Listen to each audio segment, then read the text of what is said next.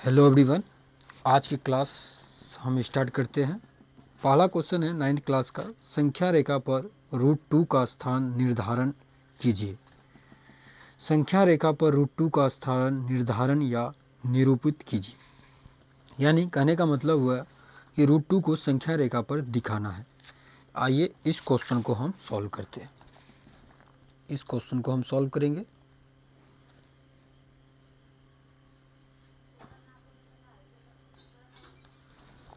संख्या रेखा पर √2 को कैसे दिखाना है।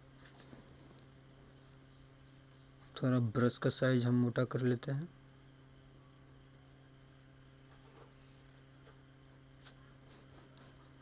देखो, संख्या रेखा पर √2 को कैसे दिखाना है। सबसे पहले ये स्केल लेंगे और स्केल से हम इस तरह का लाइनिंग खींच देंगे। स्केल में क्या होता है, अब देखो यहाँ पे 0 हो गया, इधर बढ़ेंगे तो 1 यूनिट होगा, और आगे बढ़ेंगे तो 2 यूनिट होगा, और आगे बढ़ेंगे तो 3 यूनिट होगा। इधर बढ़ेंगे तो -1 होगा, और इधर बढ़ेंगे तो -2 होगा, और इधर बढ़ेंगे तो -3 होगा। तो हम संख्या रेखा पर √2 को दिखाने के लिए हम 1 यूनिट लेंगे। क्या लेंगे हम? 0 से यहाँ पर 1 यूनिट लेंगे।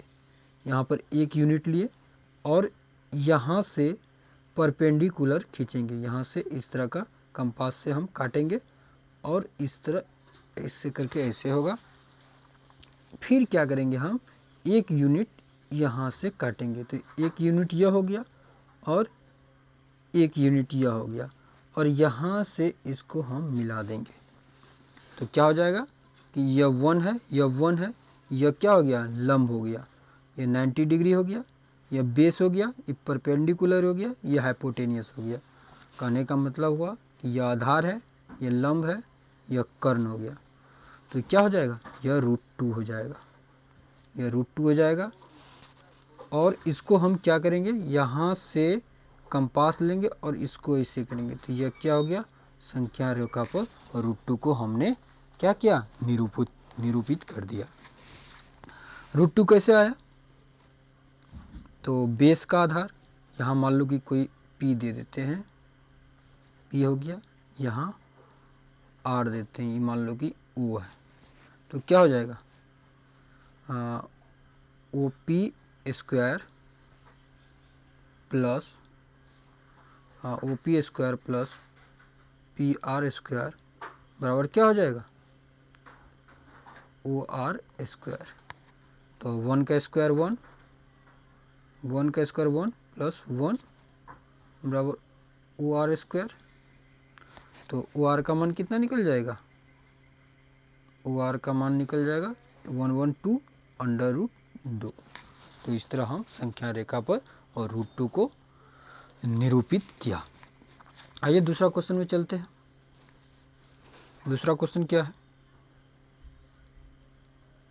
दूसरा क्वेश्चन तो नहीं दिया है, फिर भी देखते हैं। √3 को संख्या रेखा पर किस तरह निरूपित करते हैं? √3 को संख्या रेखा पर दिखाना है।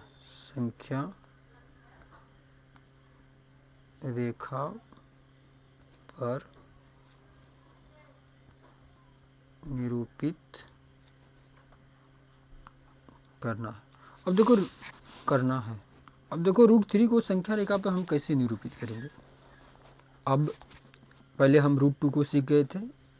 यहाँ पे हो गया 1 यूनिट लिए थे, और यहाँ पर क्या था? परपेंडिकुलर लिए थे, और यहाँ से भी 1 यूनिट ऐसे करके काट दिए थे। क्या हो गया? ये √2 हो गया। अब देखो यहाँ पर हम क्या करेंगे? परपेंडिकुलर लेंगे। कहाँ पे? यहाँ पे ऐसे ऐसे कटा और ऐसे। फिर इसको हम क्या करेंगे? 1 यूनिट काटेंगे और इसको हम मिला देंगे। तो ये क्या हो जाएगा? √3। ये √3 हो गया। √3 हो गया। अब हम क्या करेंगे कि √3 हो गया। अब यहाँ से हम कंपास लेंगे, यहाँ से इस तरह मिला देंगे। तो ये क्या हो गया? √3 हो गया। क्या हुआ? ये √3 हो गया। तो इस तरह हम क्या किए? संख्या रेखा पर √3 को दर्शा दिए। इस तरह से हम संख्या रेखा पर क्या किए? √3 को दर्शा दिए। √3 का मान कैसा निकला? कैसे निकला? √2 पर स्क्वायर प्लस 1 पर स्क्वायर, क्या निकला, इसका मान हो गया 2 हो गया, 1 हो गया, 3 निकला, और इधर क्या था, यहाँ मान लो कि P दे देते हैं, R देते हैं, Q दे देते हैं, O देते हैं, तो PR का मान, PR स्क्वायर का मान कितना होगा 3, और PR का मान क्या हो जाएगा √3। तो इस तरह हमने क्या किया, √3 को संख्या रेखा पर निरूपित किया। आइए आगे का क्वेश्चन हम देखते हैं। अब देखो यहाँ पर प्रश्नावली 1.2 में क्या दिया गया है, नीचे दिए गए कथन सत्य है या असत्य है, कारण के साथ उत्तर दीजिए। प्रत्येक अपरिमेय संख्या एक वास्तविक संख्या होती है। प्रत्येक अपरिमेय संख्या एक वास्तविक संख्या होती है। तो वास्तविक संख्या के अंतर्गत हमने पढ़ा अपरिमेय संख्या और अपरिमेय संख्या। तो प्रत्येक अपरिमेय संख्या एक वास्तविक संख्या होती है, तो सही है, क्या है, कथन सही है, क्योंकि वास्तविक संख्या के अंतर्गत परिमेय भी आता है और अपरिमेय भी आता है। यहाँ लिखेंगे 1 नंबर का कथन क्या है, सही है। क्यों, कि वास्तविक संख्या के अंतर्गत, क्योंकि वास्तविक संख्या के अंतर्गत अंदर परिमेय और अपरिमेय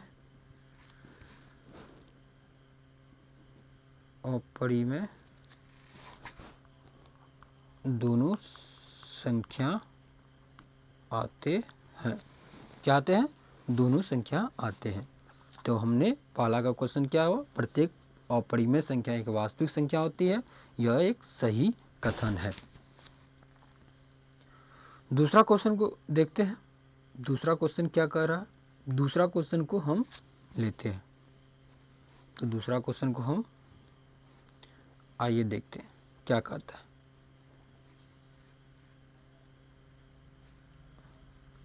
देखो दूसरा कथन क्वेश्चन क्या कहता है, संख्या रेखा का प्रत्येक बिंदु √m के रूप का होता है, जहां m एक प्राकृत संख्या होता है।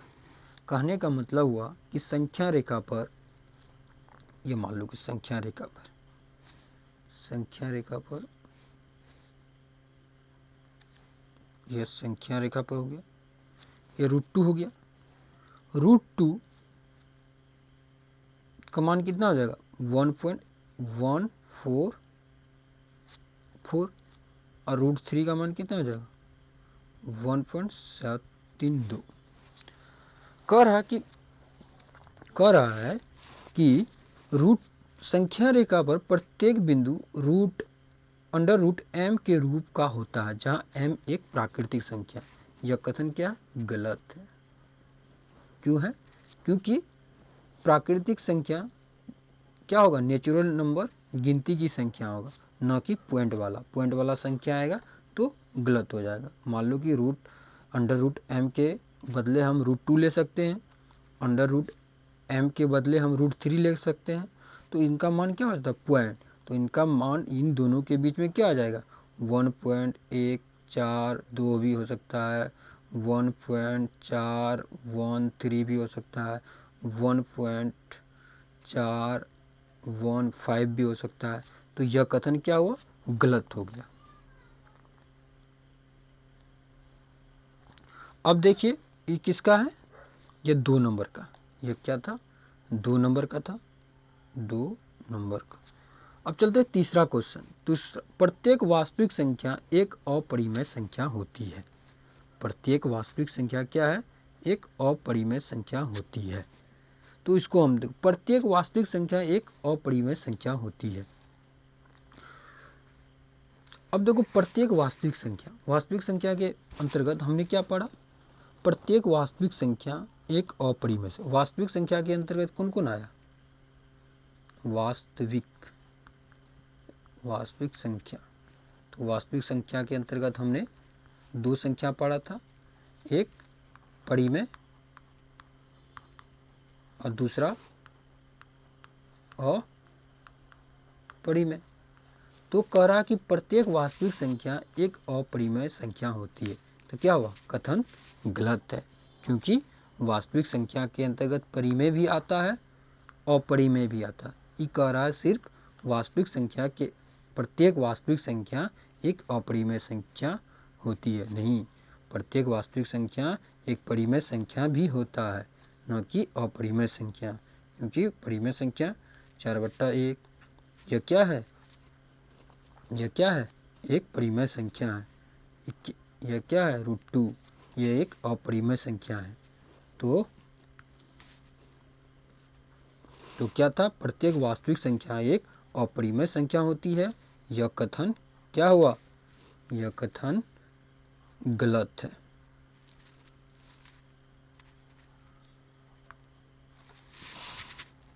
प्रत्येक आ गया इसलिए गलत हो गया।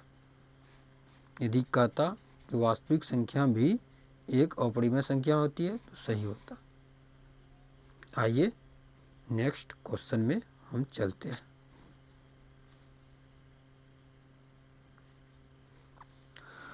अब देखो यहाँ पे, क्या सभी धनात्मक पूर्णांकों के वर्गमूल अपरिमेय होते हैं? यदि नहीं तो एक ऐसी संख्या के वर्गमूल का उदाहरण दीजिए जो एक अपरिमेय संख्या होती है। कर सभी धनात्मक पूर्णांकों के वर्गमूल अपरिमेय होते हैं। यदि नहीं तो ऐसी संख्या का वर्गमूल का उदाहरण दीजिए जो एक परिमेय संख्या है।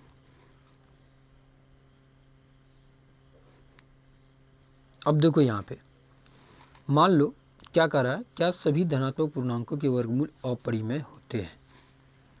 अपरिमेय होते हैं, कहाँ गया?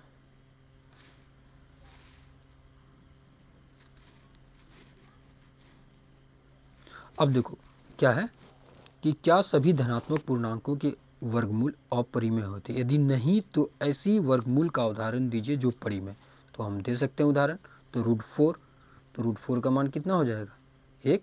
√4 का मान क्या हो जाएगा, √4 का मान हो जाएगा 2, जो एक क्या है, परिमेय संख्या है। तो क्या सभी धनात्मक पूर्णांकों के वर्गमूल अपरिमेय होते हैं? यदि नहीं तो ऐसी संख्या के वर्गमूल का उदाहरण दीजिए जो एक परिमेय संख्या है। तो इसका क्या उदाहरण हो जाएगा, नहीं होते हैं, और इसका उदाहरण हो जाएगा √2। क्या हो जाएगा, √4, इसका मान होगा √2। यह एक क्या है, परिमेय संख्या है। क्या है, परिमेय संख्या है। तो अब चलते हैं आगे। आगे क्या है, देखो विकासु क्लासेस है जो कि आप लोगों के लिए एनसीईआरटी बेस्ड, एनसीईआरटी का पूरा फुल कोर्स लेकर आया है। फुल कोर्स जो कि फ्री है और पूरा कॉन्सेप्ट के साथ। तो इस तरह का वीडियो पाने के लिए हमारे चैनल को सब्सक्राइब करें और लाइक करें। वीडियो यदि अच्छा लगा हो कमेंट करें, जहाँ भी दिक्कत होता हो